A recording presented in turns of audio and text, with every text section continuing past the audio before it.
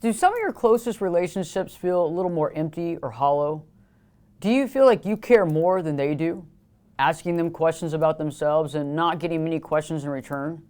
Do you feel like you're the one that apologizes more and they apologize very little, if ever? Well, you might be dealing with a relationship that might be with a narcissist.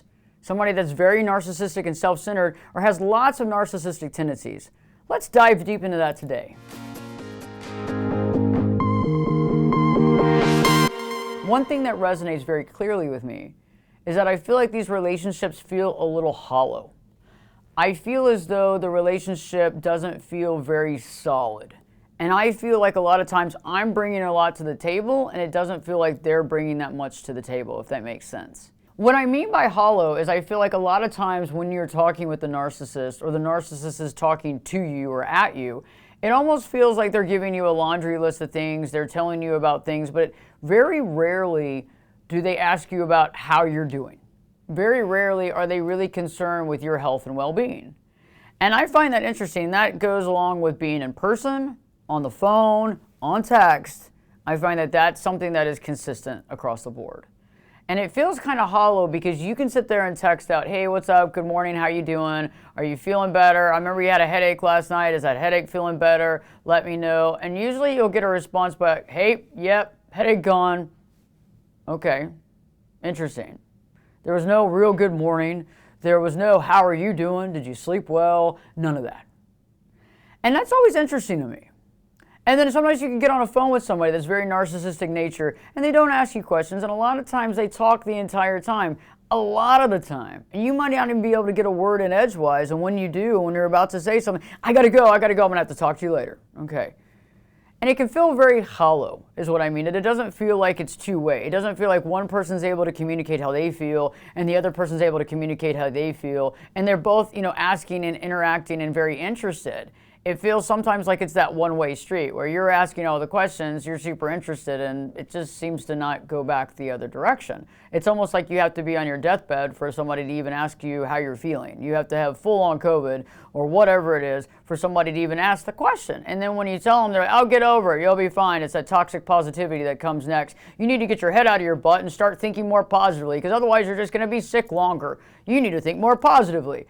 And that same person literally can get the sniffles and act like they're dying. And if you don't act, oh my God, are you okay? Can I bring you soup? How are you feeling? Oh, please, let me kiss your butt.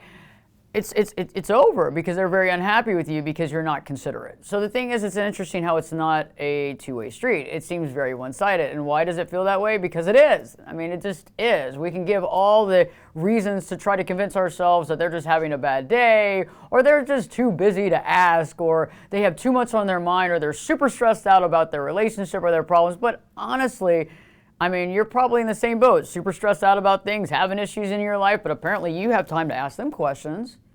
Interesting. And actually, you actually give a damn about what they say back. Another thing that I find interesting too when you're dealing with a narcissistic relationship is there's no apologies. There's absolutely no apologies. And if there is an apology, it's like this backhanded slap. I mean, it's funny. It's almost like the door is hitting you in the ass on the way out. It's like, what was that about? And you think, well, what have I done to deserve this stuff? It's either like you've taken this out of context, I was only joking, you take things too seriously, what's wrong with you? Can you just get like some sense of humor, for God's sakes, or get that thing out of your butt, or whatever it is? Or it's that whole, I'm sorry you feel that way. I'm really sorry that you feel that way, Ashley. I mean, if that's really, and that whole sorry you feel that way, quite honestly, I want to slap the crap out of somebody when they say that. I mean, because that is the absolute rudest comment you can make. Not only have I done something to you, I've done it to you, and then guess what? And then I've told you that I'm sorry you feel that way. So I've literally gotten you twice. I mean, that's really, really bad. And when you look at all this kind of stuff, it starts kind of creating this weird reality that we're stuck in this weird relationship with somebody that ultimately doesn't apologize for anything, and if they do, they're going to bring you in on something. For example, I like to use this example because it's so funny. Okay, you get home and the house has been blown up in bits, and you go, did you blow up the house? And they're like, yeah, sorry, I did, but you did X, Y, Z. Okay, or sorry you did and you did this. So there's always something you did, no matter how bad of what they did. If they do apologize for something, it's going to be kind of flimsy, and then they're going to pull you in on something that you did too. But guess what? You did this, or I had to do this because of you, or you made me do this. If it wasn't for you, I wouldn't know that. If you wouldn't have gotten me so mad, this would have never happened. Okay, this is what I'm talking about. This is the stuff that just really irritates you because you start seeing it. And many of you have lived with it your whole life. Mom or dad was this way. And then guess what? Then you found friends like that. Oh, and then you found a girlfriend or boyfriend like that. And then you found more friends like that. And then you're like, why is it that I feel so alone? Why do I feel like most of my relationships are hollow? And why do I feel like I'm the only one that seems to, I don't know, care? And I think sometimes when you start being around a lot of narcissists or people that have lots of narcissistic tendencies, you begin to feel, well, very lonely. It can feel lonely because it can feel as though you're kind of your only friend and everybody else is just kind of interacting whenever they feel like it, coming in your life when they need you or using you or just there until they find a bigger, better deal. And then sometimes it's just convenient, right? You've known them for so long, it's convenience, and you've accepted this historically over time, and so you just kind of go along with the flow.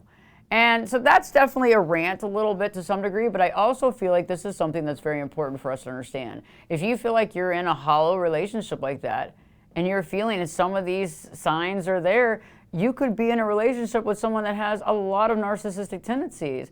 And you have to really look at that relationship and look at it for what it is. I'm not saying that you have to eliminate all these relationships in your life. I'm just saying you have to categorize these and understand where they stand. And also not try to expect too much from this person or expect them to have those feelings or expect them to ask them because you've already seen over the test of time that they don't.